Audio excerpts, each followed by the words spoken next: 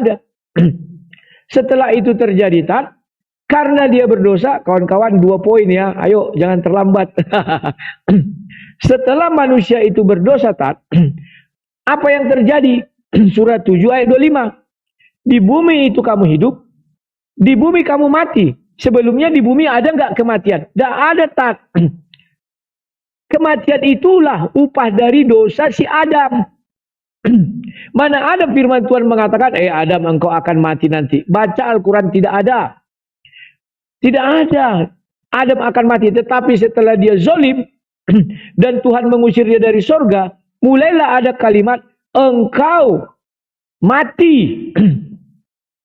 Kalian nggak tahu asal-usul dosa. Makanya aku bilang, asal-usul dosa itu yang perlu kita garis bawah di bawah ini. Setelah itu barulah kita bicara yang lain. Oke, aku jawab pertanyaanmu. Adam belum tahu apa-apa. Kenapa Tuhan membuat pohon pengetahuan yang baik dan buruk? Karena belum tahu apa-apalah dia dibuat pohon pengetahuan yang baik dan buruk. Kemudian Tuhan membuat larangan, jangan. Ustadz menyontohkan anaknya tadi. Saya punya anak juga, Tad. Dia belum tahu apa-apa. Ketika dia mau pergi ke arah kolam, saya bilang, jangan. Saya bilang, tak, jangan. Dia nggak tahu apa-apa, tapi karena ada kata jangan, dia berhenti. Inilah naluri seorang manusia menjadi hayat. Kalimat jangan, mau anak bayi pun katakan jangan, dia mengerti tak? Ajaib kalimat jangan. Cobalah anak-anak, dek jangan ke situ. Tak berhenti dia. Saya nggak tahu sampai hari ini bahwa kata jangan itu adalah kata naluri manusia. Nah itu tak. Maka Tuhan mengajari dia jangan, artinya sebuah perintah. Tetapi dia melanggar. Sehingga dia melakukan yang namanya mengambil buah itu. Dan dia berdosa, dikutuklah. Baik perempuan susah melahirkan. Itulah dosa bawaan dari perempuan. Lihatlah perempuan melahirkan susah kan. Baru yang kedua, dia akan mati, binasa. Maka lihatlah. Dari debu tanah diambil dan jadi debu tanah. Wow. Mana ini? Ayo, aduh. Sunyi kalau sama Ustaz Wafi ini. Kalau sama Sinandar rame. Iya. Aduh.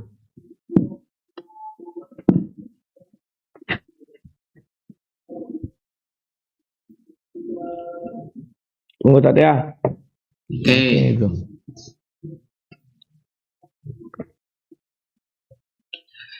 Oke, bismillahirrahmanirrahim. Yang pertama saya ingin menjawab Mas Rudi Yohanes ketika menyalahkan Allah Subhanahu wa taala yang disuruh sujud kan malaikat, bukan iblis. Kenapa iblis yang disalahkan? Kan begitu. Nah, ini Mas Rudi Yohanes harus memahami yang namanya ilmu nahwu shorof.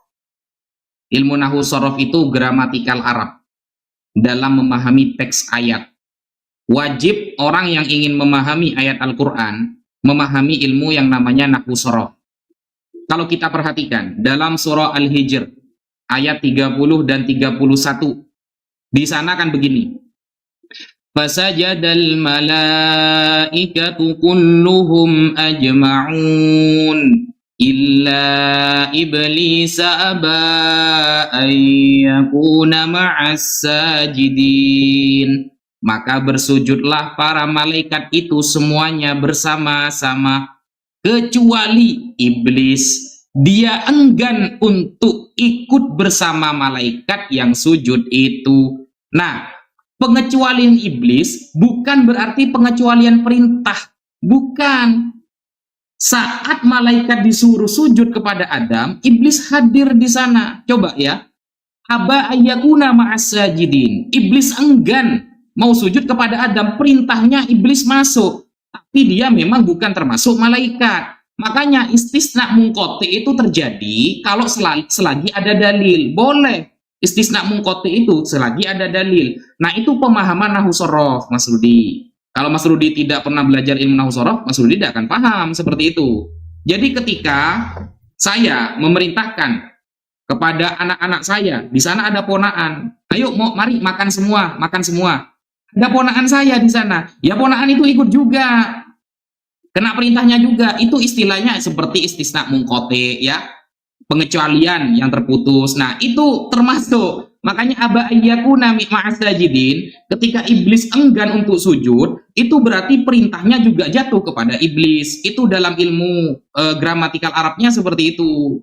Nah, dan itu bukan menjadi asal-usul dosa. Bukan. Tatkala iblis sudah dicap ya. Awalnya kan iblis ini bernama Harith ya. Kalau kita lihat dalam tafsir Jalalain, Haris kemudian diganti menjadi iblis, diambil dari kata ablasa yang artinya itu putus ya, menyerah dari rahmat Allah. Nah, ketika dia diusir dari surga, apa kata iblis? Anzirni ila yaumi yub'atsun. Ya Allah, berikan aku kesempatan untuk hidup sampai mati. Untuk hidup sampai hari kiamat ya. Nah, iblis meminta izin kepada Allah akan mengganggu anak cucu Adam dan akan hidup untuk sampai hari kiamat. Lalu apa kata Allah? Innakum minal munzarin. Ya, aku beri izin kamu iblis bisa mengganggu anak Adam. Tetapi anak Adam ini dibagi menjadi dua. Kalau anak Adam itu adalah para ulama, para anbiya, para nabi dan para rasul, mereka terjaga dari dosa. Tapi kalau anak Adam ini orang biasa, bukan para rasul, maka mereka tidak terjaga dari dosa. Itu perbedaannya. Dan itu bukan asal usul. Karena memang tercipta bukan dalam keadaan maksum, tidak terjaga dari dosa. Begitu Mas Rudi. Kemudian tadi Mas Rudi mengakui bahwa Tuhan menciptakan pohon pengetahuan agar mengetahui mana yang baik dan mana yang buruk. Ya, mana yang baik, mana yang buruk. Jadi itu tujuan Tuhan untuk membuat pohon pengetahuan. Padahal Adam, ya, sebelum memakan buah itu dia belum tahu mana yang baik, mana yang buruk, Mas Rudi. Adam belum tahu. Kalau memang Adam tahu mana yang baik, mana yang buruk, sebelum memakan buah pengetahuan, mana dalilnya? Saya minta kepada Anda. Dalil bahwa Adam tahu mana yang baik dan yang buruk sebelum memakan buah pengetahuan. Lah, ketika Adam masih belum tahu mana yang baik dan yang buruk, kenapa kok Tuhan memerintahkan untuk tidak memakan buah itu? Berarti sama saja menyuruh orang yang belum akalnya belum sampai terhadap sesuatu yang terlalu tinggi keilmuannya. Ada anak SD disuruh belajar biologi, ya ngeblank, nggak bisa. Adam belum tahu mana dosa, mana pahala, malah mendapatkan perintah. Ini blunder namanya. Berarti yang salah itu adalah Tuhan, Mas Rudi. Kenapa menyuruh orang kepada orang yang tidak tahu? Ketika Adam sudah memakan buah pengetahuan, barulah Adam itu tahu mana yang baik dan mana yang buruk. Berarti Tuhan, Mas Rudi, tidak maha mengetahui. Sekian. Alhamdulillah. Beti.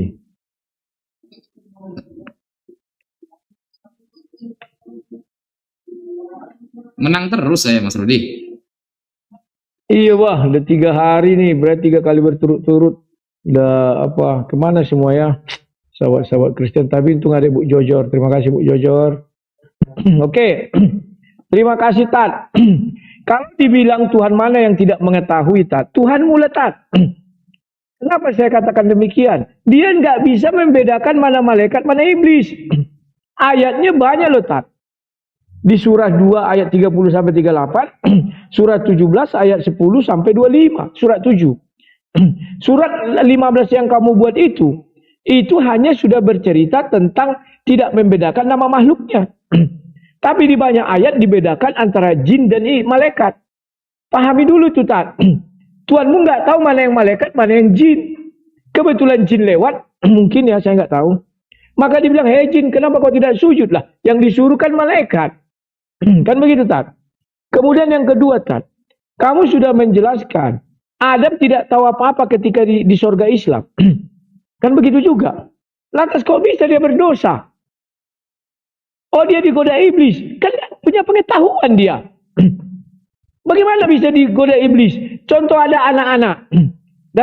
Datanglah orang dewasa. Mau digoda gimana? Kecuali dikasih iming-iming. Anak kecil. Artinya dari situ, bahwa iming-iming itu bisa mempengaruhi orang. Nah, kemudian kau berbicara kepada kekristenan. Wah, berarti Tuhan Kristen tidak mau tahu. Itulah hebatnya kekristenan, Tat. Kenapa saya bilang hebatnya kekristenan? Tuhan membuat si Adam memang nggak mau tahu. Tidak tahu.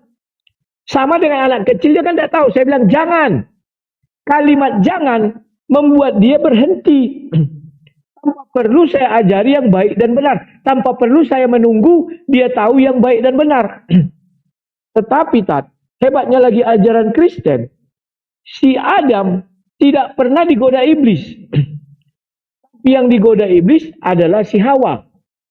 Kenapa si Adam jatuh ke dalam dosa? Karena si Hawa memberi makanan itu, Dia kan tidak tahu yang baik dan buruk ini, Diberilah sama si Hawa makanan itu. Anak-anak, kau kasih kan tidak tahu pengetahuan yang baik dan buruk anak-anak. Kasih sama anak ini kue, diambilnya. Dia akan memberi ke kawannya. Dia akan menerima, Paham ya, ya? Nah, di dalam ajaran Islam, engkau bilang maksum. Kalimat maksum nggak ada itu di kitab Taurat. Nggak ada itu di kitab Zabur, nggak ada kitab Injil. Itu ada setelah Muhammad. Untuk membentengi Muhammad dari berbagai macam dosanya. Kan Muhammad berdosa, Al-Qurannya ayatnya ada kok. Kan ada. Disuruh dia bertobat. Kan begitu. Muhammad sama dengan Adam. Adam bertobat, diterima tobatnya. Muhammad bertobat, diterima tobatnya. Tetapi keduanya diusir dari sorga nantinya, Karena nggak ada jalan mereka menuju sorga. Akan diusir. Sama seperti mengusir Adam, begitulah Tuhan nanti mengusir Muhammad. Sama-sama dosanya diampuni. Paham ya, Nah, kemudian mengenai iblis ini, menurut saya iblis tak berdosa. Kenapa? Dia menghalangi orang dari jalan Allah, itulah asal-usul dosa. Karena iblis menghalangi orang dari jalan Allah. Kenapa kamu bilang tidak ada asal-usul dosa? Dari mana Adam itu bisa berdosa? Dari mana si Kain dan Kobil itu berdosa, si Kainnya? Coba jelaskan kepada saya. Dari mana dia berdosa? Apakah berdosa itu dari pengetahuannya sendiri? Atau dari iblis yang menghalangi orang dari jalan Allah? Itu sudah jelas, Kalian menyembunyikan sesuatu. Nggak usah disembunyikan. Memang asal usul dosa adalah karena Allah tidak bisa membedakan mana jin, mana malaikat. Yang disuruh sujud malaikat, dia nggak kenal jin. Jin mungkin lewat, kan ada hadisnya itu. Kenapa kau nggak sujud, katanya. Kan begitu. Ya mana bisa, aku bukan malaikat kok, katanya. Baru dijawab jin, mengapa engkau menyuruh aku sujud kepada orang yang kau ciptakan dari tanah, sedangkan aku dari api? Baru tersadar Tuhan. Iya ya, kok kusuruh, kan ya. Maka iblis pala.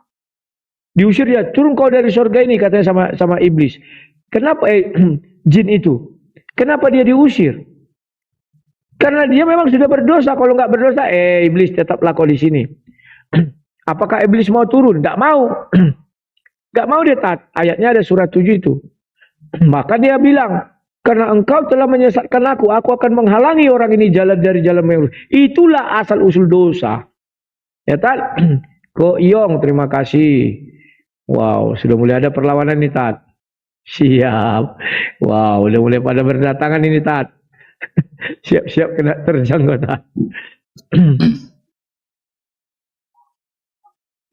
Ya, kawan-kawan, nanti kalau ada 2 kali, itu dikalikan 2 ya, baik si Ustadz dan saya. Kalau ada 3 kali, itu juga dikalikan 3 ya.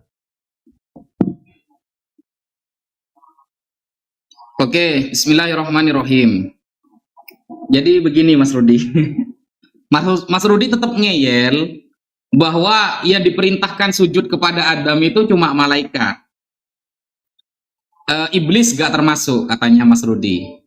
Berarti Tuhan itu tidak maha mengetahui yang disuruh sujud iblis, tapi yang dihukum, yang disuruh sujud malaikat, tapi yang dihukum iblis.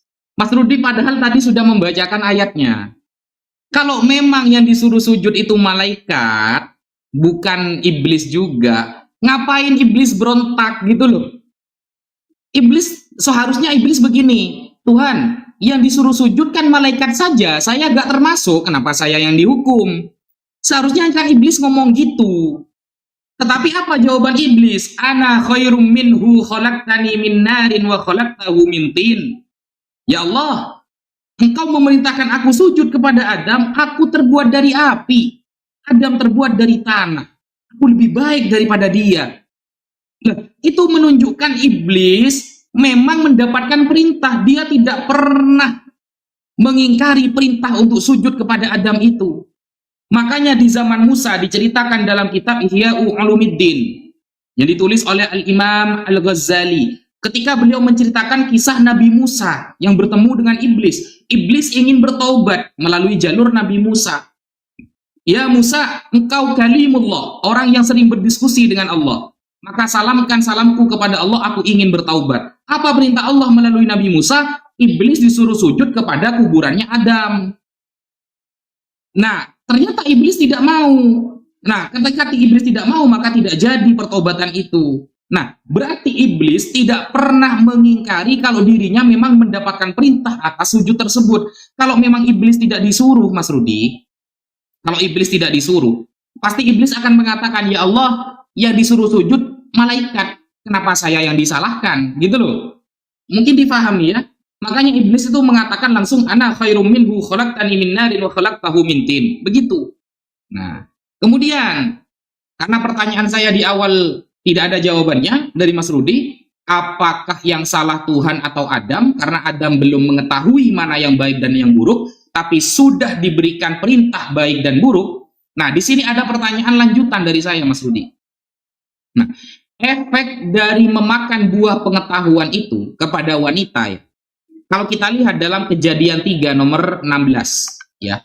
Kejadian 3 nomor 16, firman-Nya kepada perempuan itu, susah payahmu waktu mengandung akan kubuat sangat banyak. Dengan kesakitan engkau akan melahirkan anakmu, namun engkau akan birahi kepada suamimu, birahi ya, kepada suamimu, dan ia akan berkuasa atasmu. Itu Kejadian 3 nomor 16, Mas Rudi. Itu efek ya. Dalam iman Kristen ya, Kejadian 3 nomor 16 ini adalah salah satu dari efek dosa waris. Itu kalau kita lihat dalam penafsir-penafsir Kristen itu seperti itu. Nah, dan inilah yang ditebus oleh Yesus. Yang ditebus oleh Yesus ini, dosa akibat perbuatan Adam dan Hawa dalam hal ini memakan buah terlarang. Pertanyaannya Mas Rudi, apakah wanita Kristen yang percaya terhadap Yesus sebagai juru selamat ya, dan penembus dosa, dia tidak merasa sakit baik saat mengandung maupun saat melahirkan? Karena yang ditebus oleh Yesus dalam Kejadian 3 nomor 16. Apakah orang wanita yang percaya kepada Yesus juru selamat, dia ketika melahirkan tidak sakit? Kalau masih sakit, apa gunanya penebusan? Padahal penebusan itu salah satunya adalah menghilangkan rasa sakit bagi wanita yang melahirkan. Sesuai Kejadian 3 nomor 16, itu yang ditembus oleh Yesus. Tapi kenyataannya orang-orang Kristen yang percaya Yesus penyelamat, ternyata ketika melahirkan tetap merasakan sakit. Bahkan banyak yang operasi kan seperti itu. Jadi apa gunanya kalau seperti itu? Efek dari penebusan dosa Yesus itu apa? Apakah Yesus nanti itu menebus dosa itu hanya dosa waris saja? Apakah semua dosa? Kalau semua dosa, apa gunanya bertaubat? Buat apa bertaubat kalau sudah ditebus? Kalau apa gunanya bertaubat kalau semua yang ditebus hanya dosa waris? Lalu bagaimana dengan anak yang baru lahir atau orang yang ada di daerah terpencil yang sama sekali tidak pernah mendengarkan penginjilan, tapi dia pernah membunuh, berzina, tidak pernah mendengarkan Injil? Bagaimana perspektif Yesus memahami orang ini? Sekian dari saya. Waduh, perlawanannya cukup kuat. Ya, terima kasih Ko Hyong, Ibu Jojor, semua-semuanya ya, yang tidak bisa saya sebutkan satu persatu. Oke. Ya, yuk. Ya, terima kasih. Salah. Ya, matikan mic-nya, Tat. Ya, Tat. Inilah yang kuherankan dari kalian, Tat. Ya. Kalian lucu mempertanyakan itu hukuman kepada wanita dan kepada pria. Dosanya sudah ditebus. Kenapa wanita Kristen sampai hari ini sakit melahirkan? Tat. Hukuman itu, Tat, berlaku sampai hari kiamat. Sakit melahirkan sama dari debu tanah engkau diambil dan engkau akan kembali menjadi debu tanah. Penebusan dosa adalah orang muslim tidak mengerti bagaimana penebusan dosa. Lucu kok, Tat. Kelucuan orang muslim ketika dibilang penebusan dosa, berarti sudah ditebus semua. Kesakitan hilang, segalanya hilang, segini. Enggak begitu. Selagi kita masih hidup, ketika kita bertobat, dosa kita dihapuskan. Kita masih hidup buat dosa lagi, tak? Begitulah terus sampai kita mati. Pahami dulu itu. Ya. Maka dari itu, pernah nggak kau mendengar orang ketika melahirkan, dia nggak sakit? Ada, tak? Langsung brojol gitu. Itu saatnya, mungkin kita nggak tahu ya. Menurut imanku, dia pada saat itu mengaku dosa atau minta maaf kepada Tuhan sebelum melahirkan. Dan kemudian pas melahirkan, brojol. Paham ya, tak? Bisa jadi kita nggak tahu. Tetapi setelah anaknya lahir, dia buat dosa lagi. Begitulah terus menerus, tak? Sampai kami mati. Upah dosa adalah maut. Dan penebusan dosa, tak? Kami itu ibaratnya will card atau gold card. Yang kami gunakan nanti di hari akhir. Bukan digunakan saat sekarang. Wah, kami sudah ditebus, kami bisa berbuat dosa. Enggak begitu, tak? Karena kami masih hidup, masih minta ampun dan buat dosa. Minta ampun, buat dosa. Minta ampun, buat dosa. Ketika saya minta ampun, dosa saya dihapuskan. Ketika saya buat dosa, dosa saya ada lagi, tak? Paham ya, Tat? Nah, kemudian, Tat, sekarang ku tanya kau. Apa gunanya kalian bertobat, Tat? Contoh barang ada. Ustadz namanya Ustadz Naja atau Wafi. Bertobat. Namamu tidak tercantum di dalam Al-Quran. Adam tercantum di dalam Al-Quran dan Muhammad tercantum di dalam Al-Quran. Dua-duanya sama punya dosa masa lalu. Itu diperkuat dari surah hadis 60-80 Bukhari. Dan mereka minta tobat. Si Adam bertobat diusir dari surga, Tat. Saya percaya Allah kan dibilangnya saya tidak bahwa Allah tidak memberi berbeda kasih ya, sama semuanya di hadapannya. Muhammad pun nanti di hari akhir akan diusir dari surga, Tat. Karena kan tidak membeda-bedakan dia. Adam saja diusir dari surga, apalagi Muhammad.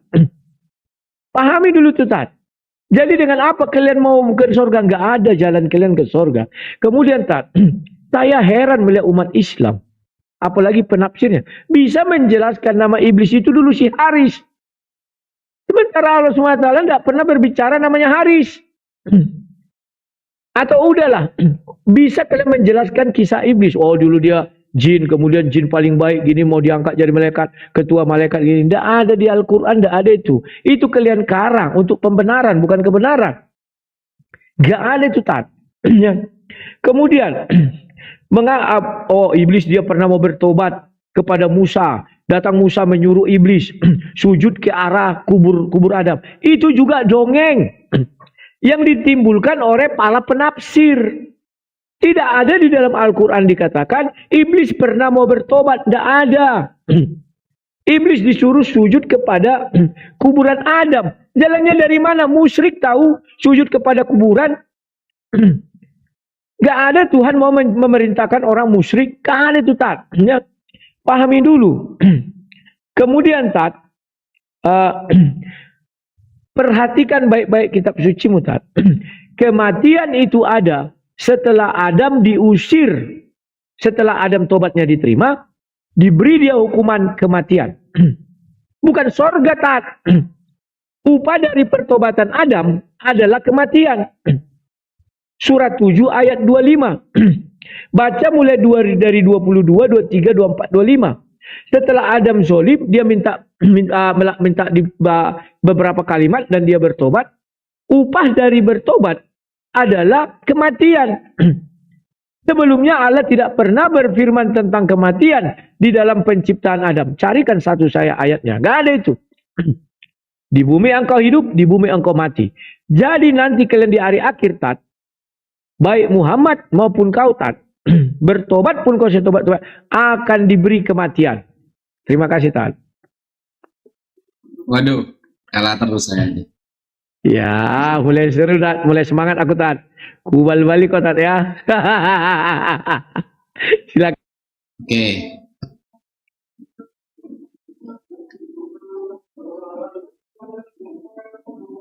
Bismillahirrahmanirrahim. Begini Mas Rudi. Mas Rudi tadi mengatakan sujud kepada kuburan Adam itu menunjukkan musyrik, syirik katanya. ekspresi sujud itu ada dua, Mas Budi. Ada menyembah, ada penghormatan. Ya. Jadi Allah menyuruh malaikat dan iblis sujud kepada Adam. Itu bukan sujud penyembahan, itu penghormatan. Perlu difahami, Mas Budi. Dan itu tertulis juga di dalam kitabnya Mas Rudi ini, ya. Kalau semua sujud dianggap penyembahan, bahaya Mas Rudi ini. Nih ya, Kejadian 23 nomor 7. Kemudian bangunlah Abraham, lalu sujud kepada Bani Het.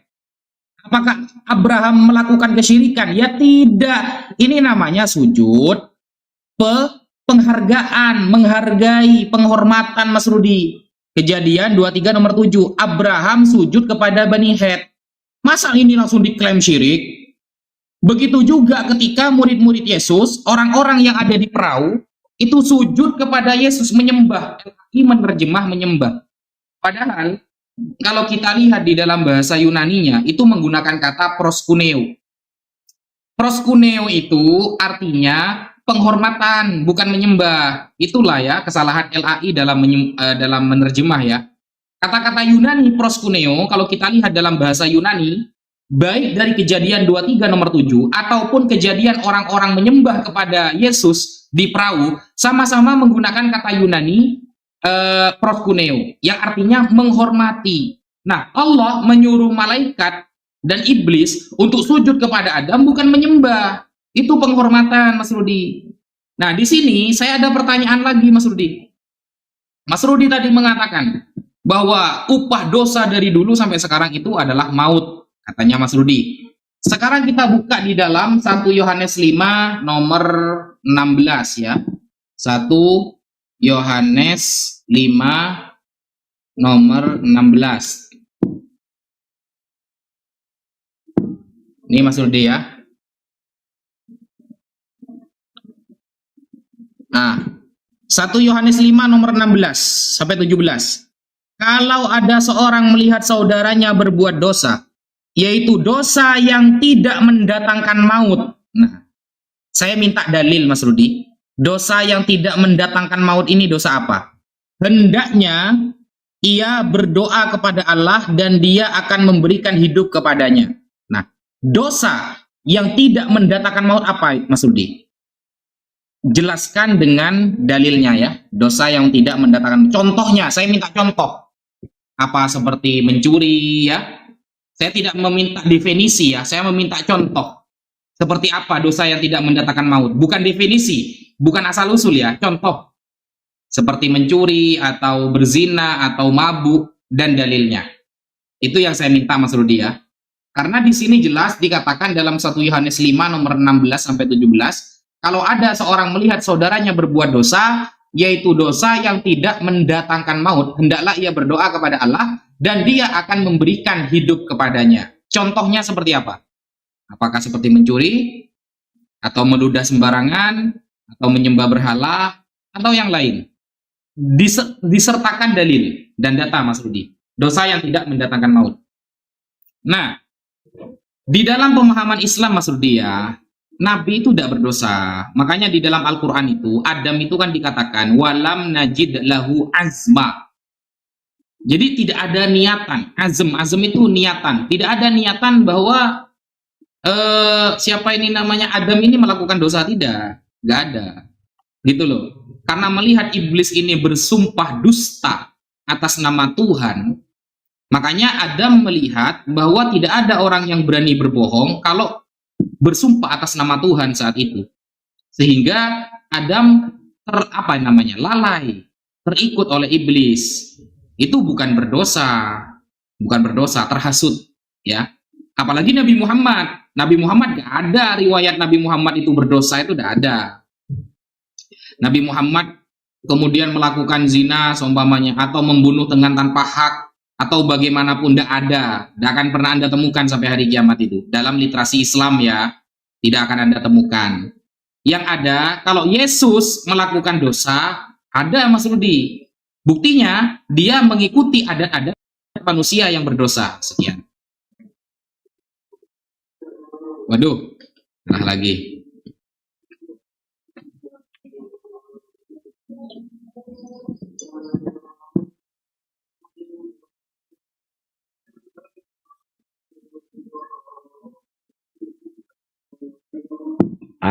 Tat. Iya. Terima kasih Ustaz Najwa. Tolong dibuka surah 48 ayat 2. Agar Allah memberikan ampunan kepadamu Muhammad atas dosamu yang lalu dan yang akan datang, serta menyempurnakan nikmatnya atasmu dan menunjuki ke jalan yang lurus. Agar itu belum diampuni loh, Tat. Dia harus melakukan beberapa kegiatan baru diampuni dosanya. Jangan kau katakan, wah dosanya sudah diampuni, ada. Tapi kalau Adam, tobatnya diterima. Tolong carikan satu ayat di dalam Al-Quran yang tobatnya Muhammad diterima. Carikan saya. Kalau kamu temukan, maka nasib Muhammad sama dengan nasib Adam. Adam tobatnya diterima, bukan dimasukkan ke surga, malah diberi hukuman mati. Di bumi engkau hidup, lahir, dan di bumi engkau mati. Sebelumnya tidak ada kalimat mati di dalam penciptaan Adam. Kalian nggak paham itu, bahwa itu adalah hukuman. Setelah dia memakan buah itu dan dia mengatakan saya zolim. Dan kamu mengatakan dosa itu adalah melanggar perintah Tuhan. Kan begitu. Maka untuk menentang punyamu, kau katakan tadi, tidak ada dosa Muhammad. Ini dibilang dosa. Itu jelas loh dosamu yang lalu. Dan yang akan datang. Ya, serta menyempurnakan nikmatnya. Agar Allah memberikan ampun. Agar itu bukan sudah diampuni, Tat. Itu karanganmu. Agar kita lebih sehat. Apakah kita sudah sehat? Maksudnya kan lebih. Agar kita lebih gemuk. Oh, kita kan belum gemuk. Paham ya, Tat ya? Jadi kalau bicara jujur kitab suci, inilah yang terjadi. Maka carikan saya Muhammad tobatnya diterima. Percayalah, Tat, kau temukan pun ayat itu, maka contoh barangnya adalah Adam, tobatnya diterima. Dia akan dihukum mati, Muhammad pun akan dihukum mati. Tidak akan pernah dia ke surga. Karena tidak ada ayatnya orang bertobat dibuktikan ya, kalau hanya janji ada. Tapi orang bertobat masuk surga belum ada contohnya. Malah diberi hukuman mati, Adam. Paham, Tat? Kita harus bicara jujur tentang kitab suci. Kemudian Kejadian 23 ayat 7. Kejadian 23. Sujud, kamu bilang ada dua. Satu penghormatan, satu menyembah Tuhan. Di dalam Kristen juga sujud ada dua. Sujud yang diperintahkan Tuhan itu menyembah. Paham ya, Tat? Sujud yang dilakukan manusia itu adalah penghormatan, betul. Kalau di dalam Kristen lagi, sujud yang dilakukan hanya sekali, itu tidak menyembah, penghormatan, betul. Tapi sujud yang dilakukan setiap hari dan dilakukan di dalam ibadah, itu namanya menyembah Tuhan dalam ajaran Kristen. Maka adalah satu kelucuan kalau saya sujud ke arah sebuah batu tiap hari, tiap ada waktu, dan saya beribadah kepadanya, dikatakan bukan menyembah atau menuhankan batu. Itu enggak dalam Kristen. Itu dia sudah menuhankan batu. Karena dia sujud tiap hari, ada waktu, ada berbakti, ada sebuah ibadah. Kalau sujud yang tidak menyembah, contoh kita bertemu orang tua, kita sungkem, nah itu menghormati. Tapi ada nggak kita dengan orang tua setiap jumpa sujud, setiap jumpa sujud? Nggak ada, Tat, hanya sekali. Itu pun sekali sebulan, sekali setahun. Kalau tiap-tiap hari, itu namanya dia sudah melakukan yang namanya adalah penyembahan. Paham ya, Tat? Kemudian 1 Yohanes 5 ayat 16. Dosa yang tidak mendatangkan maut. Dosa yang mendatangkan maut 10 perintah Tuhan atau 10 commandment. Itu sudah pasti.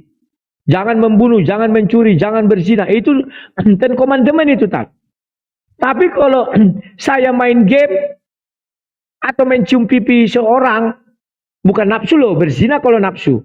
Tapi kalau hanya mencium pipi, ada sebagian orang menganggap dosa. Itu tidak membawa kepada maut. Kalau hanya seperti itu, Tat. Ya. Jadi perhatikan baik-baik, Tat. Tidak semua dosa itu membawa kepada maut. Contohnya apa? Saya tidak sengaja menyenggol orang naik sepeda. Tapi dia tidak mati, tidak luka.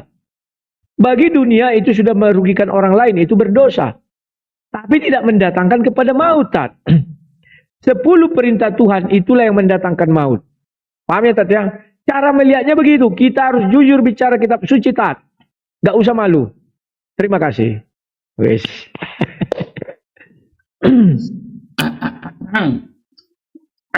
Minum dulu, Tat. Minum dulu. Oke, bismillahirrahmanirrahim. Yang pertama. Belum, Tat. Belum ya? Belum, Tat. Tunggu dulu. Belum.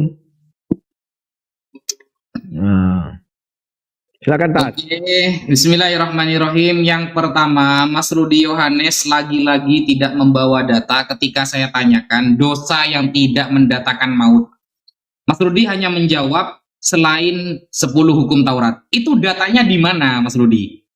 Bahwa 10 hukum Taurat ini yang mendatangkan maut, di luar 10 hukum Taurat tidak mendatangkan maut, itu datanya di mana, gitu loh. Kalau cuma mengatakan 10 hukum Taurat mendatangkan maut, selain itu tidak mendatangkan maut, siapa yang nggak bisa kalau seperti itu? Saya minta datanya, gitu loh. Lalu Mas Rudi mengatakan tadi, kalau setiap hari sujud, berarti itu sudah menyembah. Kecuali kalau cuma seperti bertemu dengan orang tua, itu penghormatan. Lah, oke. Kalau menghadap itu menyembah, Mas Rudi, bayangkan, orang Katolik itu setiap minggu itu menghadap kepada patung. Apakah mereka itu berarti beribadah kepada patung? Berhadapan itu bukan berarti ini ya, orang Yahudi contohnya. Kemudian selalu ketika ibadah menghadap tembok ratapan. Apakah Yahudi ini menyembah tembok? Kan tidak, Mas Rudi. Makanya di dalam Al-Quran ayatnya, "Falyabudu rabb hadzal bait." Sembahlah, surah Al-Quraisy ya. "Falyabudu rabb hadzal bait." Sembahlah pemilik Mekah ini. Siapa? Allah Subhanahu wa taala. Yang merupakan juga pemilik Indonesia, pemilik Palestina semuanya. Gitu. Karena waktu itu kasusnya di Mekah, maka pemilik Baitullah ini siapa? Allah. Apakah orang Yahudi ini berarti menyembah apa namanya nih ya? Tembok ratapan? Ya enggak lah. Gitu. Ini setiap hari mereka ini berdoa seperti ini. Kitabnya dikais-kais sama orang Kristen, ya kitabnya dipakai, tapi orangnya malah dituduh menyembah tembok nanti. Enggak seperti itu konsepnya. Kemudian masalah surah Al-Fathu ayat kedua. Liyaghfira lakallahu ma taqaddama min dzambika wa ma ta'akhkhar. Bahwa Allah mengampuni dosa Nabi Muhammad yang telah lalu dan yang akan datang. Ayat itu kita lihat asbabun nuzulnya dulu ya. Asbabun nuzul. Ini di dalam tafsir Al-Qurtubi. Berkaitan dengan surah Al-Ahqaf ayat 9. Mengenai ayat itu, "Qul ma kuntu bid'an minar rusul." Katakan wahai Muhammad, bahwa aku bukan utusan pertama yang Allah utus. Wa ma adri ma yuf'alu bi wala bikum. Nabi Muhammad juga tidak tahu apakah orang-orang ini akan selamat atau tidak. Bahkan Nabi Muhammad tidak tahu bahwa dirinya sendiri akan selamat atau tidak. Setelah ayat ini turun, orang-orang musyrik, orang munafik dan orang Yahudi tertawa. Ini ya, kita bacakan. Wa qauluhu Wa qauluhu ta'ala wa ma adri ma yuf'alu bi wala bikum yuridu yaumal qiyamah. Bahwa Nabi Muhammad tidak tahu nanti di hari kiamat beliau akan selamat atau tidak dan orang-orang akan selamat atau tidak. Walamma nazalat farihal musyrikun wal yahud wal munafikun. Ketika ayat ini turun, orang musyrik, Yahudi dan munafik gembira. Wa qalu kaifa nattabi' nabiyyan la yadri ma yuf'alu bihi wala bina. Bagaimana kita akan mengikuti nabi yang dirinya sendiri tidak tahu selamat atau tidak? Bahkan kita juga belum tentu selamat. Wa annahu la fadla lahu alaina. Berarti ada keutamaan yang lebih daripada kita. Sama saja Muhammad dengan kita. Nah, ketika ayat ini turun, ya, maka Allah menurunkan apa? Fanazalat. Allah menurunkan liyaghfira lakallahu ma taqaddama min dzambika wa ma ta'akhkhar wa yutimma ni'matahu 'alaika wa yahdiyaka ila siratal mustaqima. Ayat yang Mas Rudi bawakan tadi. Surah 48 ayat 2, surah Al-Fathu. Bahwa ini menekankan bahwa Nabi Muhammad dijamin masuk surga. Semua dosanya yang sebelum dan yang akan datang, andaikan dia berbuat dosa, maka itu akan diampuni oleh Allah Subhanahu wa taala. Nah, setelah ayat ini turun, wa qalat as-sahabah, para sahabat berkata, "Hani'an laka ya Rasulullah, laqad bayyana Allah laka ma yuf'alu bika." Ya Rasulullah, falaita syi'rana ma huwa fa'ilun bina. Itu kan ayat khusus engkau ya Rasulullah, bahwa engkau pasti selamat. Engkau sudah diampuni semuanya yang akan datang, maksum, terjaga dari dosa maksudnya. Lalu bagaimana dengan kita wahai Rasulullah? Maka fanazalat, Allah menurunkan ayat surah Al-Fathu ayat 5. Surah 48 ayat 5, liyudkhilal mu'minina wal mu'minat jannatin tajri min tahtihal anhar. Lalu Allah menjamin orang yang beriman kepada Nabi Muhammad, baik laki-laki maupun perempuan, maka mereka dijamin masuk surga yang di bawahnya ada sungai-sungai yang mengalir. Ini adalah dalil bahwa Nabi Muhammad dan orang-orang yang beriman kepada Nabi Muhammad akan Allah masukkan surga. Sekian. Lagi jauh. Siap.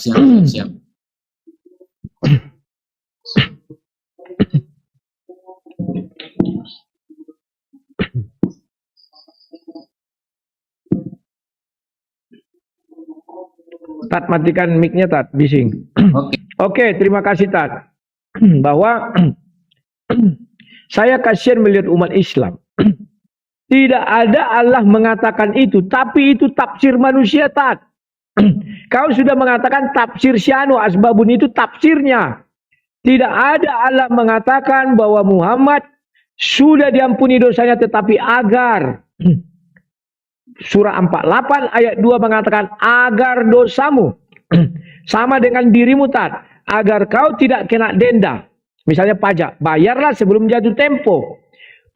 Apakah kau sudah melakukannya? Belum, Tat. Jadi pahamilah dengan baik dan benar kalimat agar. Ya, Tat. Kemudian, Tat, sekarang kita bicara jujur saja. Sudah kukatakan, Adamlah contoh orang yang tobatnya diterima. Kenapa nggak bisa kau sampai detik ini kau tunjukkan bukti tobatnya Muhammad diterima? Coba tunjukkan.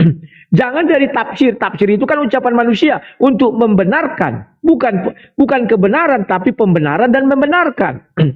Yang saya minta, Tat, tunjukkan ayatnya tobat Muhammad diterima oleh Allah SWT dari dalam Al-Quran. Itu yang mau saya minta. Kalau tidak ada, betapa kasihannya kalian, Tat. Berharap masuk surga. Sedangkan Muhammad tobatnya belum ada diterima, ayatnya belum ada. Kalau ada ayatnya, maka apa bedanya nasib Muhammad dengan nasibnya Adam? Sama-sama tobatnya diterima, tapi malah diberi hukuman mati. Di dalam Kristen hukuman mati itu ada dua. Mati yang sekarang, dan nanti yang mati kedua adalah neraka. Pahami, sekarang Muhammad sudah mati pertama. Nanti hukuman mati kedua, neraka. Karena Adam diterima tobatnya, malah diusir dari surga dan diberi hukuman mati, Tat. Apalagi lah kalian, aduh. Ya. Kemudian, menghadap itu sujud. Menghadap kok sujud sih, Tat? Gak ngerti saya definisimu. Sujud itu gini, kepala sampai ke tanah. Kalau begini aku menghadap, gak sujud. Definisi macam apa itu, Tat? Coba memberi definisi itu yang baik dan benar. Umat Katolik, oke, setiap hari Minggu dia sujud. Kan sekali-sekali saya bilang. Dia menghormati. Andai kata umat Katolik, tiap hari dia sujud ke arah patung. Betul. Boleh saya katakan, mereka mulai membuat yang sebuah musyrik. Gak ada mereka itu sujud tiap hari. Dan kalau mereka bepergian, butuh kali dia arah patung ini. Gak ada itu, Tat. Itu adalah bentuk kemusyrikan. 2 kali poin hadiah yang dimulai. Ayo kawan-kawan, kasih 2 kali poin. Sayang kalau dilepaskan.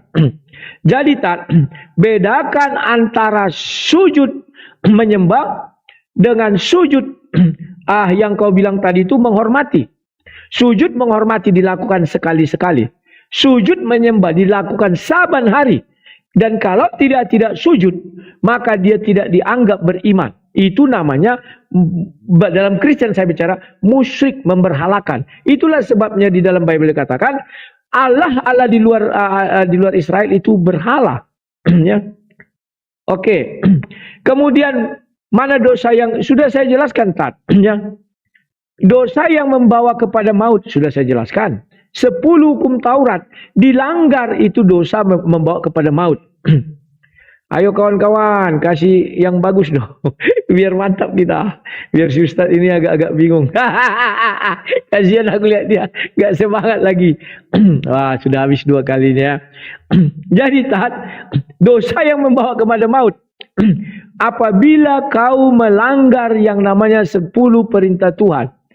Itu mendatangkan maut pertama. Maut kedua yakni neraka. Apabila kau menghujat roh, itu tidak terampuni langsung maut kedua. Paham ya? Di dalam maut pertama, apa dosa yang tidak maut pertama ini 10 hukum Taurat dibawa ke maut kedua, yakni neraka dan surga. Hukum Taurat kita melanggarnya, tidak membawa kita kepada maut kalau kita bertobat. Contoh, membunuh tidak harus dibunuh sekarang, setelah Yesus datang. Kalau dulu dibunuh, sehingga dia tidak bisa bertobat, maka dia pasti masuk neraka. Setelah Yesus datang, ada kesempatannya untuk bertobat. Paham ya? Kematian di Kristen ada 2, kematian daging dan kematian di hari akhir. Terima kasih, Tat. Wah, kena bal-bal si Ustaz. Aku udah 2000. Malam ini aku menang nih, Tat. Mantap ini. 2 malam aku kalah sama kau, Tat. Oke.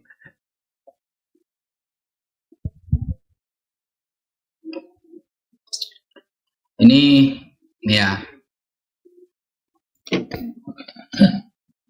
Keluaran 20 nomor 5. Janganlah sujud menyembah. Ingat ya, janganlah sujud menyembah. Berarti sujud itu ada yang menyembah, ada yang penghormatan, Mas Rudi. Bedakan, Mas Rudi, antara sujud penghormatan dengan sujud menyembah. Jangan sujud menyembah kepadanya, maksudnya kepada patung, dan beribadah kepadanya, maksudnya kepada patung. Sebab aku, Tuhan, Allahmu, adalah Allah yang cemburu. Sujud menyembah yang nggak boleh. Makanya ada istilahnya, avoda zahra. Avoda zahra dari kalimat Ibrani itu avada ya. Avoda zahra, penyembah berhala. Yang nggak boleh itu sujud menyembah. Sedangkan di dalam kejadian tadi, Abraham itu sujud kepada Bani Het, bukan sujud menyembah, tapi sujud sujud penghormatan. Nah, sedangkan orang Katolik, Mas Rudi, orang Katolik ini bukan hanya sujud ya, sampai mencium patungnya. Bayangkan, ini apa ini? Dan kalau kita tanyakan kepada orang Katolik, kegiatan Jumat Agung mencium patung Yesus ini ibadah apa bukan? Mereka akan mengatakan itu ibadah. Mencium patung Yesus Jumat Agung adalah ibadah, kata orang Katolik. Sampai dicium ini loh. Apa maksudnya ini? Apakah ini telah berarti ini sudah melanggar ini ya. Beribadah tidak boleh. Sedangkan mencium patung Yesus pada Jumat Agung adalah bentuk ibadah, kata orang Katolik, Mas Rudi. Seharusnya Mas Rudi nasihati dulu orang Katolik sebelum menyerang Islam. Kalau Islam itu sudah jelas ayatnya ada di dalam surah Al-Quraisy, "Falyabudu rabb hadzal bait." Yang disembah pemilik Mekahnya, bukan batunya. Gak ada sampai cari ayat dari Al-Baqarah sampai An-Nas bahwa Allah menyuruh kita untuk menyembah patung, gak ada. Sujud kepada patung, gak ada. Fawalli wajhaka syatral masjidil haram. Ya, menghadapnya kepada Ka'bah, Masjidil Haram, tapi menyembahnya falyabudu rabb hadzal bait, menyembahnya kepada pemiliknya. Siapa? Allah Subhanahu wa taala. Allah khaliqu kulli syai'. Allah sang pencipta segala sesuatu, itu penyembahannya. Sedangkan Katolik bagaimana? Yang seperti itu, Mas Rudi, itu yang pertama. Yang kedua, Mas Rudi belum menyampaikan data dari saya bahwa di dalam 1 Yohanes 5 nomor 16, kalau ada seorang melihat saudaranya berbuat dosa, yaitu dosa yang tidak mendatangkan maut. Nah, Mas Rudi menjawab, dosa yang tidak mendatangkan maut adalah 10 hukum Taurat. Ya, 10 hukum Taurat, kata Mas Rudi. Itu datanya di mana, Mas Rudi? Mana ayat yang menunjukkan bahwa kalau 10 hukum Taurat mendatangkan maut, kalau selain 10 hukum Taurat tidak mendatangkan maut? Mana ayatnya? Begitu loh. Karena kesesatan sekalipun itu datangnya dari siapa? Dari Allah. Kesesatan di dalam perspektif Kristen itu datangnya dari Allah. Coba kita buka ya. Nah,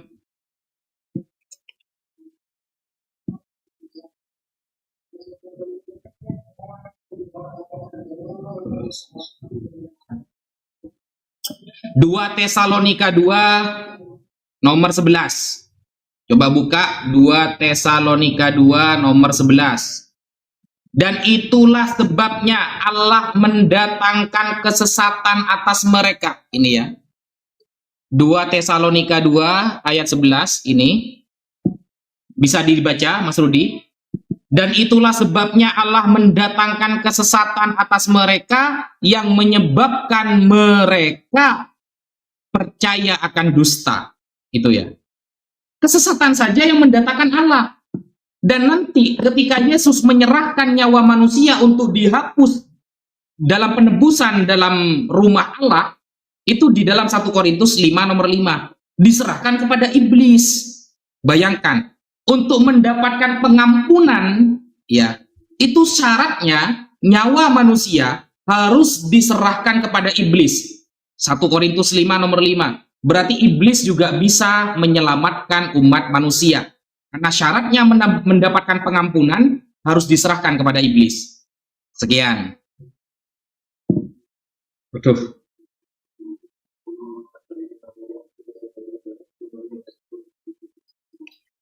Gantianlah Tat, kemarin kau 2 kali menang berturut-turut. Aduh, ini aku menang-menang tipis loh. Kemarin kau sampai 5.000, sampai 6.000, 7.000. Aku belum pernah. Sabar ya Tat ya. Man. Oke. Yo. Matikan suara Tat. Terima kasih Ustadz Wafi.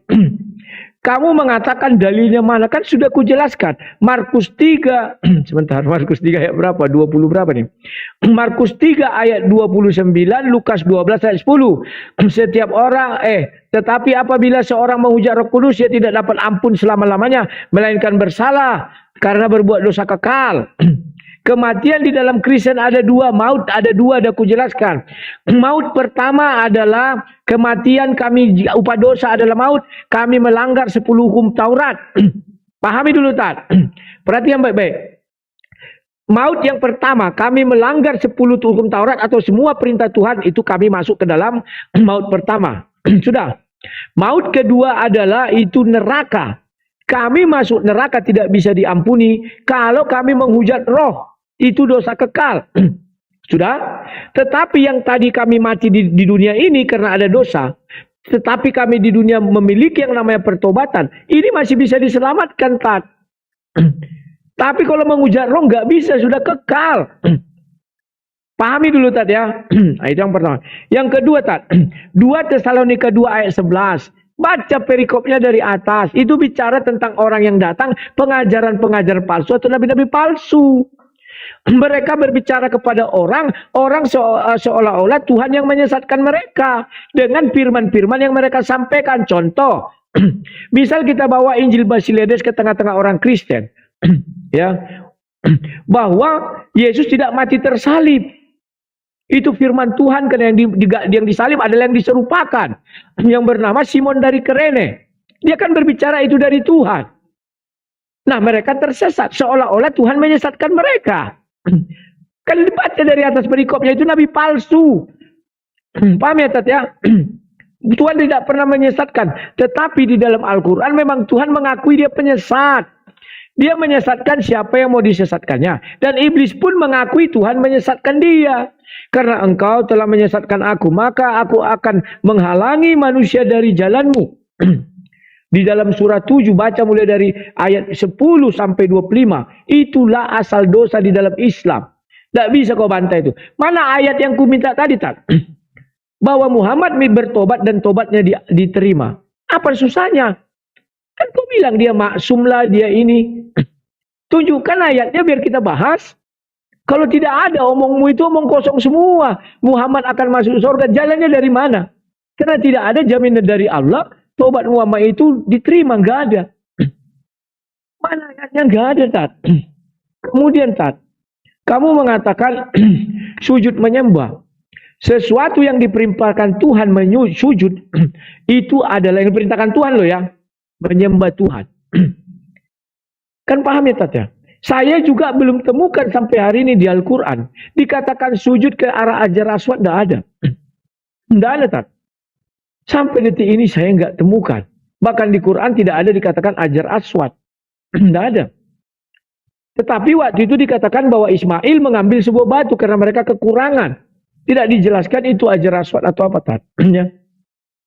Dan kau bilang saya menuduh Islam. Rekaman buka. Tidak ada saya bilang Islam dong.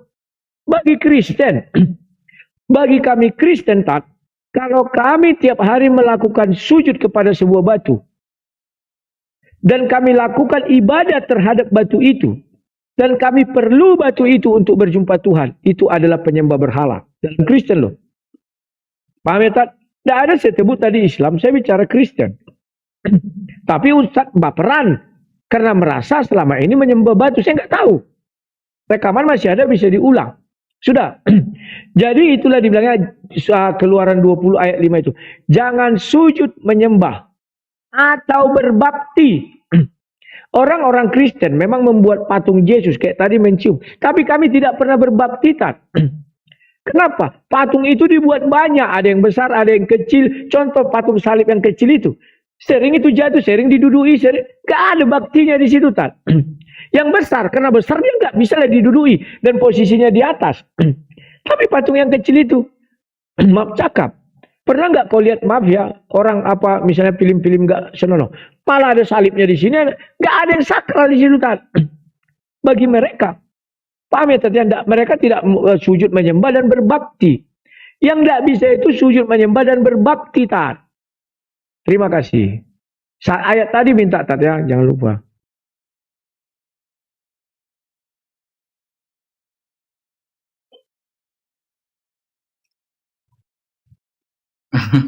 Aku ngambil minum sebentar Tat. Istirahat lu. Jangan nangis Tat. Selu. Siap. Ngambil minum lu sebentar. Ya. Lanjut.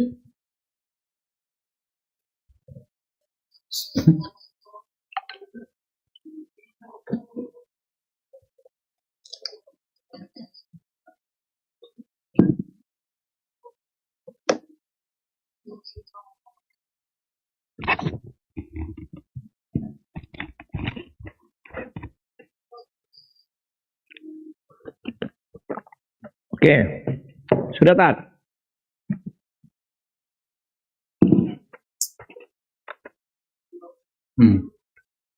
Silakan. Ya, silakan Tat. Oke. Bismillahirrahmanirrahim.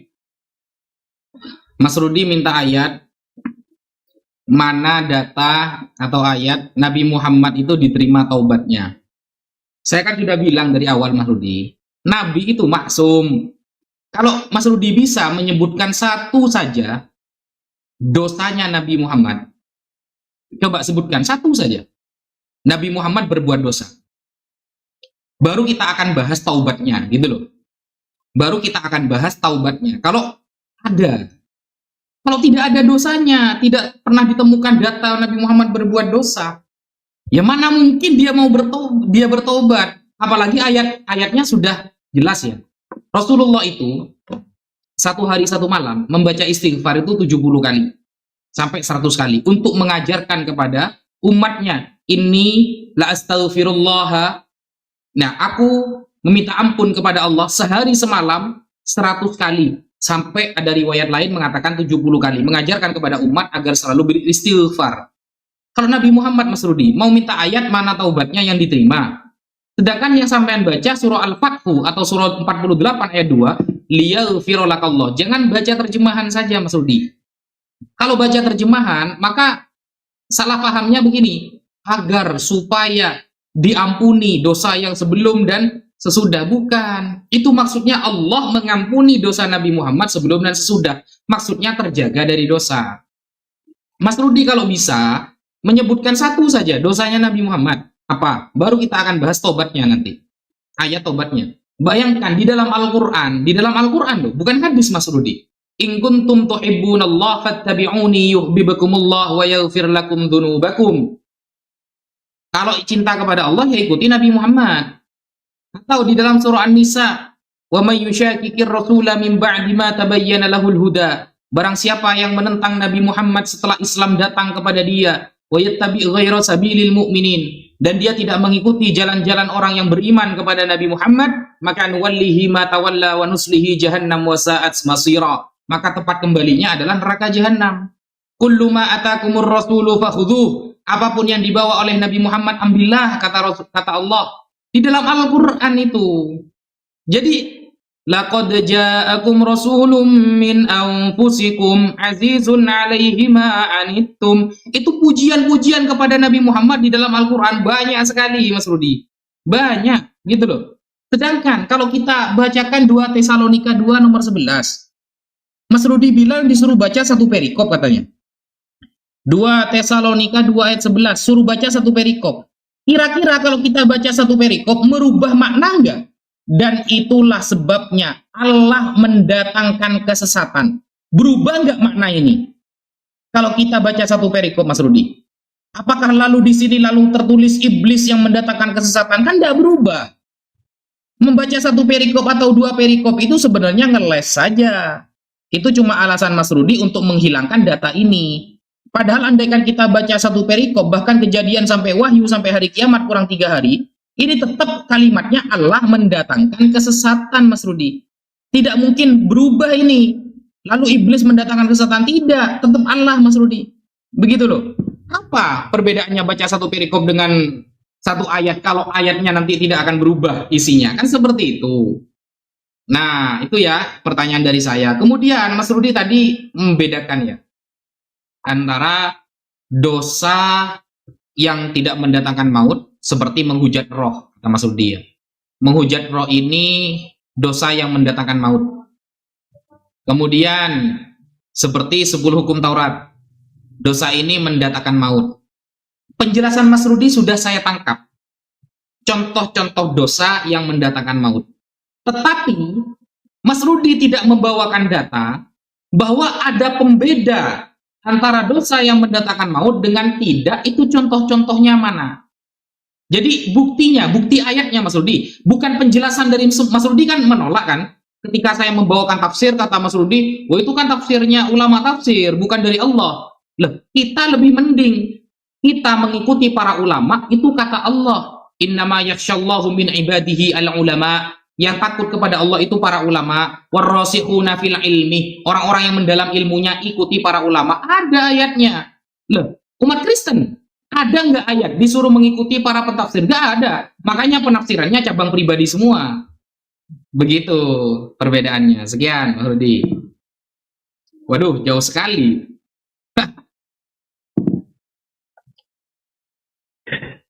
Kali ini kena bal-bal kau Tat. Alah, kali Baru ini. tahu aku Tat, kalau ada apa itu kan percepatan. Jadi kalau dikirim mawar sampai itu nanti dikali 2. Kok pusing kau Tat? Dibuat pusing kau lu. Aduh, Itu. dibal-bali beneran sekarang. Aduh. Mantap. Mantap animasinya. Oke. Matikan mic Tat. Terima kasih Ustadz Wafi. Sekarang saya mulai dari ini 2 Tesalonika 2 ayat 2. Saya nggak ngarang-ngarang Tat. Baca ayat 1, tentang kedatangan Tuhan kita Yesus Kristus dan terhimpunnya kita dengan Dia kami meminta kepadamu saudara-saudara supaya kamu jangan lekas bingung dan gelisah baik oleh ilham roh maupun oleh pemberitaan atau surat yang dikatakan dari kami seolah-olah dari Tuhan. Jadi kalau ada orang tersesat Tat, oleh karena perkataan daripada orang-orang ini, kan dia bilang seolah-olah dari Tuhan, maka seolah-olah Tuhan yang menyesatkan mereka. Padahal pengajar-pengajar palsu Tat. Aku bukan mengatakan, oh baca perikop, memang itu yang tertulis. Sudah. Kemudian Tat, kau membukakan minta dosa yang terampuni dan tidak. Kan sudah kujelaskan Tat. Kematian di dalam Kristen ada 2. Melanggar perintah Tuhan, 10 perintah Tuhan dan perintah lainnya, itu mati. Kami mati ke maut yang pertama Tat. Sudah. Melanggar perintah Tuhan yang untuk menuju ke maut kedua, kan kami akan dibangkitkan. Ada kematian kedua lagi. Maka itulah dosa menghujat Roh Kudus, dosanya tidak terampuni. Tapi dosa karena kami melakukan perbuatan tadi, wow, apa namanya itu? Kasih mawar kawan sampai ke ujung. Biar dikalikannya 2 itu, sayang. Kasih mawar, nanti dia dikalikan 2. Aku mau lihat apanya, buktinya. Makasih Ito Jojor. Kasih mawar biar sampai ke ujung dia. Ya, terima kasih ya. Jadi kawan-kawan, itu 2 kali poin segera dimulai. Oh ya. Oh, makanya kasih mawar jadi muncullah 2 kali poin. Oh ya, terima kasih ya. Itulah Tat, sebabnya perhatikan baik-baik. Orang membunuh, contohnya yang disalib di sebelah Kristus, dia bisa ke surga. Kenapa? Itu dosa tidak membawa maut. Dosa kedua, kematian keduanya tidak membawa maut. Tapi dosa pertama membawa maut. Ya, sekarang udah kali 2 kawan-kawan. Langsung kasih apalah, entah hati, entah apa ya, biar dikalikannya 2. Biar jangan lambat. Biar stres Ustaz.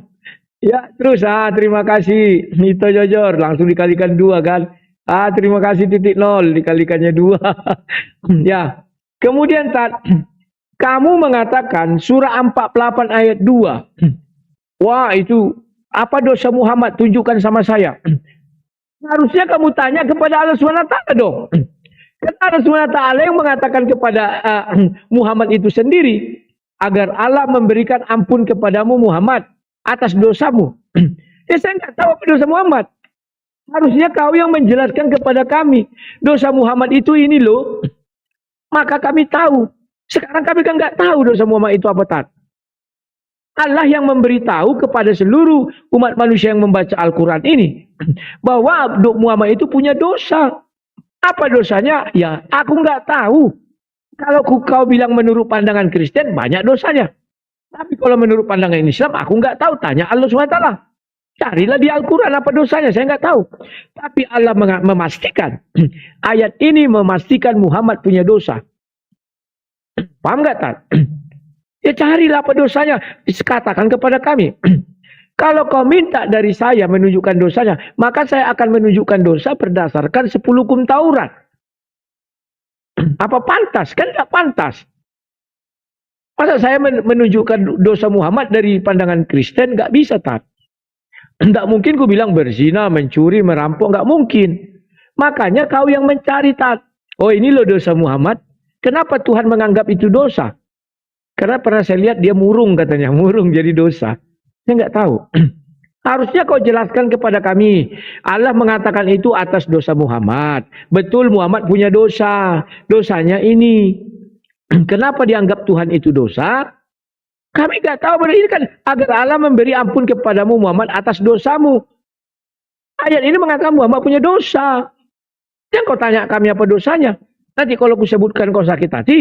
Karena menurut 10 perintah Tuhan ini dilanggar, ini dilanggar, ini dilanggar. Kan tidak mungkin, Tat. Ya.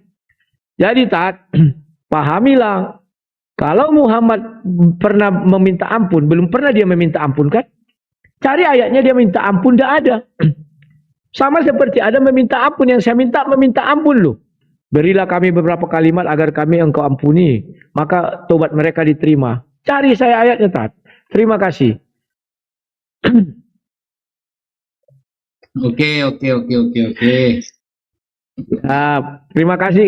Tunggu dulu, Tat. Terima kasih kawan-kawan Kristen ya. Terima kasih. Ya, terima kasih juga teman-teman yang sudah support. Aman. Kita santai aja di sini. Ya, makasih. Jadi, Tat. Aku diam. Mas Rudi ini ditanya malah nanya balik loh. Saya kan bilang, sebutkan dosa Nabi Muhammad menurut perspektif Islam, bukan melanggar 10 hukum Taurat, bukan. Itu kan berarti memandang Nabi Muhammad dalam kitab Anda. Bukan. Umat Islam meyakini Nabi Muhammad itu maksum, terjaga dari dosa. Buktinya Anda tidak bisa menyebutkan satu pun dosa dari Nabi Muhammad. Gak bisa. Gak ada dosa dari Nabi Muhammad itu.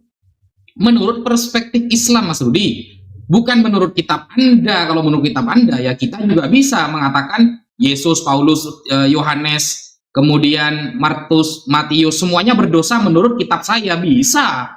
Saya sebutkan semuanya itu berdosa dari Kejadian sampai Wahyu menurut kitab saya. Ya gampang saya menyebutkan. Maksudnya dalam perspektif Islam bahwa Nabi Muhammad pernah melakukan dosa sehingga tobatnya diterima. Ada apa tidak? Tidak ada.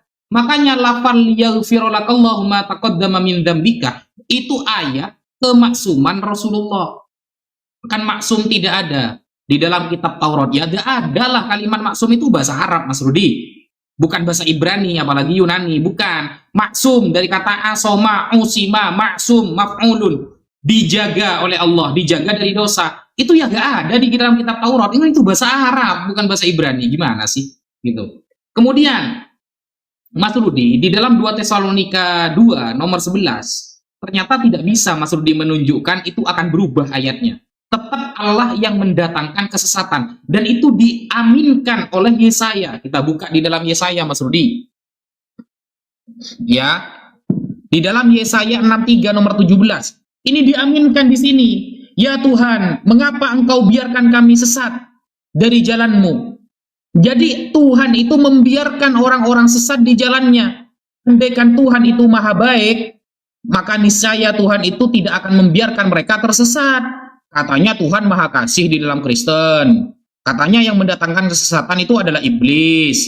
Nah ternyata di sini Yesaya 63 nomor 17. Ya Tuhan, mengapa engkau biarkan kami sesat dari jalan-Mu?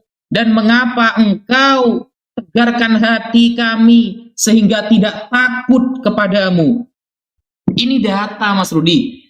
Berarti Tuhan Mas Rudi juga Sang Maha Penyesat.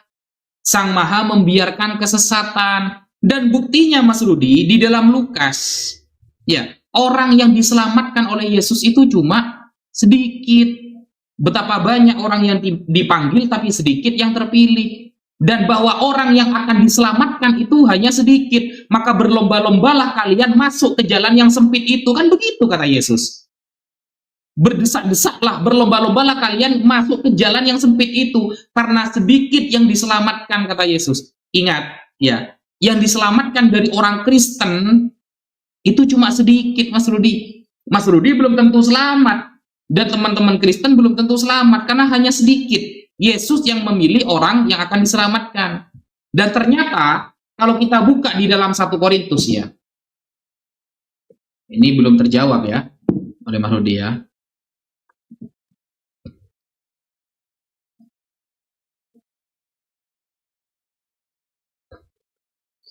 Ini ya. 1 Korintus 5.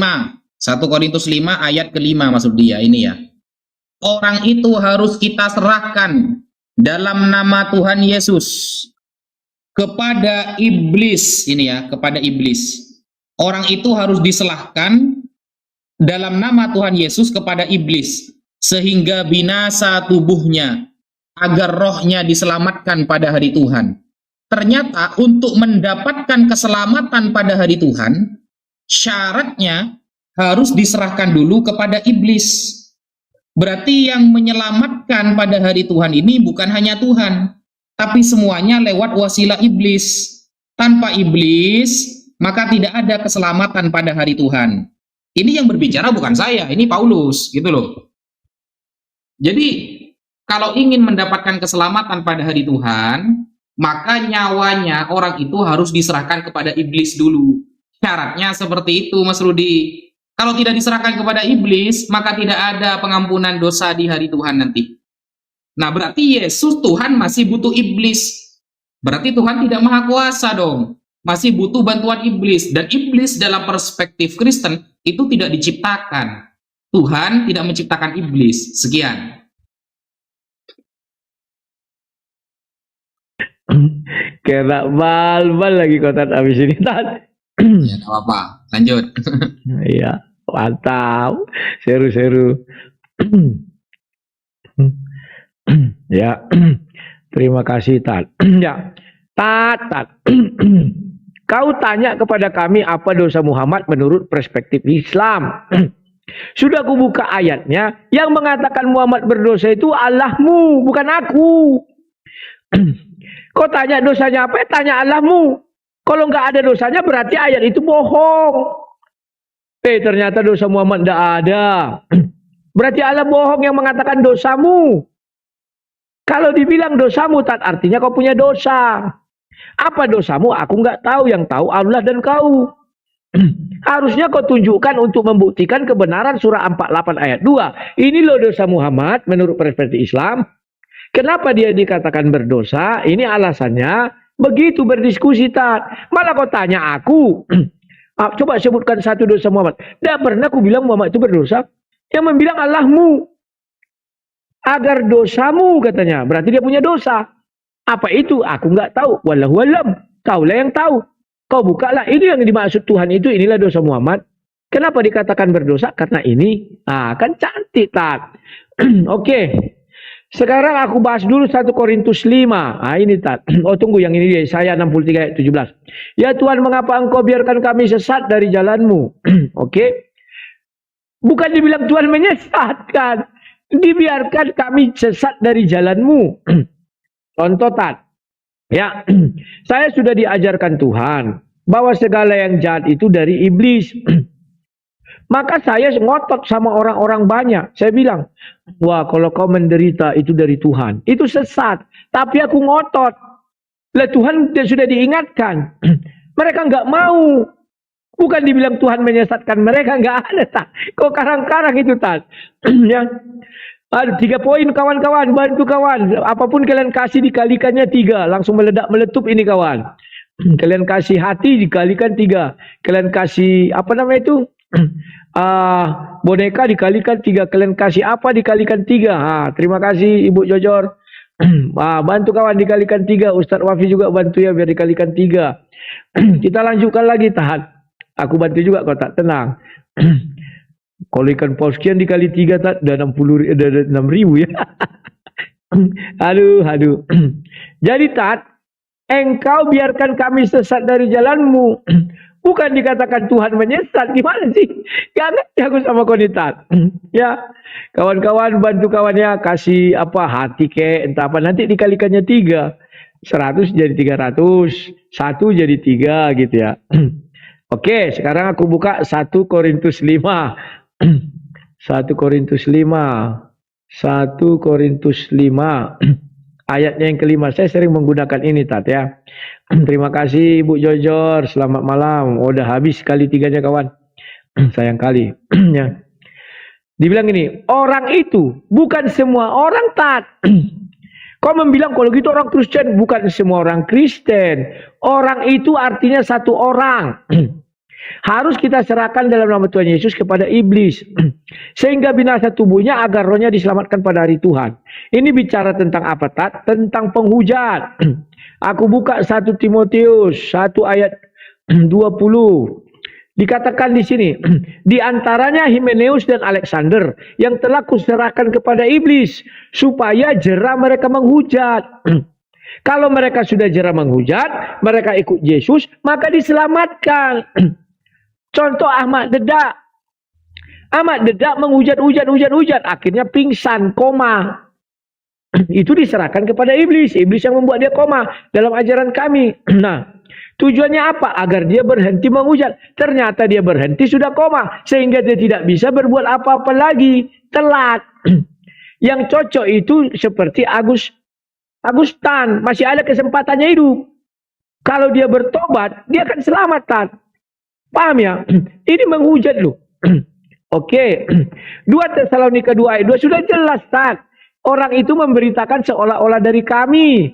Maka orang-orang akan mengatakan, wah Tuhan yang menyesatkan kita. Padahal yang menyesatkan mereka itu adalah pengajar-pengajar palsu. Kan jelas. Baca ayat 1 dan ayat 2 aja sudah paham kok, Kemudian, sampai detik ini nggak bisa kau tunjukkan ayat. Di mana dosa Muhammad itu diampuni dan dia minta tobat lah. Tunjukkan saya 1 ayat Muhammad bertobat. Itu aja lah. Tidak usah dulu kita bilang apa. Bertobat dia. Tidak usah kita bilang tobatnya diterima. Bertobat aja. Terima kasih. Mas Rudi, ini saya ada tamu. Sampai penutupan. Oke. Kita lanjut. Terima kasih. Atau dengan tema yang lain karena sudah muter-muter di sana-sana saja dari tadi. Ya. Oke, bagi 2 kita ya, ya. Ya, bagi 2. Oke, terima kasih. Iya. Oke. Ya, tunggu dulu. Ya, kawan-kawan, saya ucapkan pertama mohon maaf kalau ada kata-kata yang salah. Mohon maaf kalau ada kata-kata yang tidak berkenan kepada kalian. Dan mohon maaf, jangan laporkan saya ke polisi. Karena ini hanyalah diskusi, berdebat santai-santai, cuman penuh semangat, bukan emosi. Kami semangat.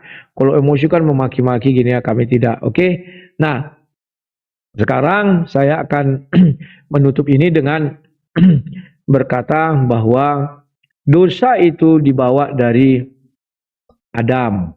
Masuklah ke dalam dunia sehingga kita diberi hukuman yang perempuan sakit melahirkan, yang laki-laki atau keturunan dari si tanah debu tanah akan meninggoy, mati. Ya. Kemudian dosa itu ada 2. Dosa yang terampuni dan tidak terampuni. Dosa yang bisa diampuni itu 10 perintah Tuhan atau larangan-larangan Tuhan yang lainnya. Ya. Itu juga membawa kepada maut. Maut tingkat 1 yang namanya kematian. Oke. Kematian kedua, dosa yang tidak terampuni adalah menghujat roh. Dosa yang tadi membuat kita mati adalah 10 perintah Tuhan atau dosa larangan-larangan yang lain. Kalau kita bertobat, itu bisa membawa kita menuju surga. Contoh adalah orang yang disalib di sebelah Yesus. Kan begitu ya kawan-kawan ya. Dia langsung masuk ke surga. Dosanya bisa diampuni langsung. Dia kan pembunuh, pemberontak. Sudah. Jadi yang berikutnya bahwa terima kasih Ustadz Al-Wafi sudah mau berdiskusi dengan saya. 2 hari yang lalu Ustadz Wafi menang terus, aku KO. Sekarang kita gantian ya Ustadz Wafi. 2-1 lumayan lah. Ya. Dan mohon Ustadz Wafi tidak bosan-bosan untuk berdiskusi dengan saya ya. Karena lawan debat itu adalah teman diskusi. Ustadz Wafi menyebarkan agamanya, saya juga menyebarkan agama saya, berimbang. Apa yang saya ucapkan, Ustadz Wafi juga bisa mengucapkan hal seperti itu ya. Kita tidak ada halangan, tetapi mohon maaf ya, kita tidak ada menghujat, hanya meminta, tolong minta mana pertobatan.